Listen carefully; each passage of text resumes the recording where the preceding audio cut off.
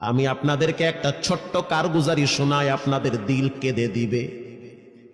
2016 সালের ঘটনা। তখন ঢাকায় মোহাম্মদপুর আমি খতমে তারাবির জন্য 2 জন হাফেজ নিয়োগ দেওয়া হবে কেন্দ্রীয় মসজিদে। অনেক হাফেজে কোরআনরা সিরিয়াল ধরেছে তারাবি পড়াবে।